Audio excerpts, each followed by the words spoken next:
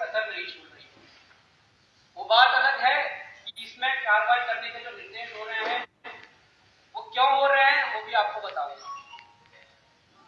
मैं ये कहना चाहता हूं कि जहां आयोग दावा कर रहा है कि पटवारी भर्ती घोटाले में प्रकरण में जो संजीव चतुर्वेदी घोटाले में प्रकरण में जो संजीव चतुर्वेदी था उसको पहली बार वन विभाग की जिम्मेदारी मिली थी, इसलिए उसने ये पेपर आउट करवाया था।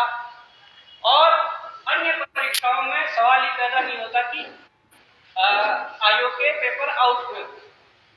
तो मैं आप लोगों को ये बताना चाहता हूं कि संजीव चतुर्वेदी जैसे आयोग के अंदर कई और चतुर्वेदी है। आयोग ने स्पष्ट करा था कि हम संजीव चतुर्वेदी के अलावा और हमारे यहाँ कोई नहीं है, सब पाक साफ है। इसने पटवारी का पेपर आउट करवाया था और हमने रद्द भी कर दिया था।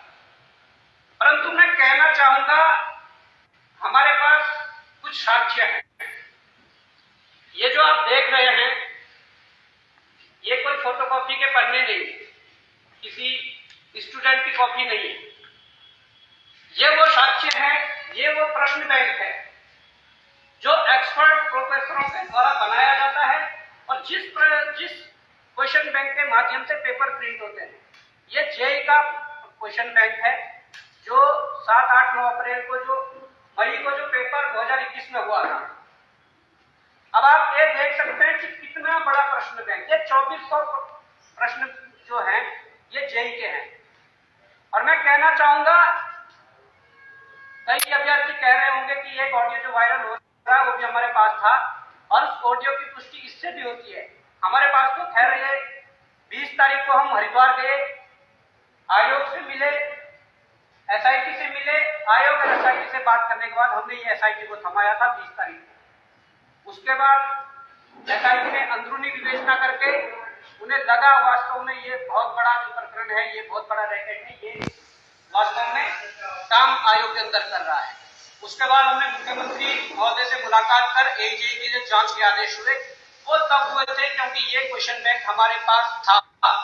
और मैं उन माफियाओं को भी बताना चाहता हूँ और मैं उन नकलचियों को भी बताना चाहता हूँ कि जब हम ये प्रश्न बैंक सहारनपुर से प्राप्त कर सकते हैं, ये हमने प्रश्न बैंक सहारनपुर से हमें मिला है उत्तराखंड बेरोजगार संघ को, तो हम कहीं से भी चीजें निकाल सकते हैं। आप ये मत सोचिए कि अगर यूपीएससी में धांधली चल रही थी तो अब यूपीएससी में करें। उत्तराखंड बेरोजगार संघ लगातार इन मामलों को उठा रहा है और सहारनपुर में ऑडियो रिकॉर्डिंग में तो केवल ये जिक्र है कि हम 20 से 22 बच्चे जो एक होटल में थे, परंतु सहारनपुर में अलग अलग जाकर 5-6 होटलों में करीब 120 से 150 बच्चों को पेपर पढ़वाया गया।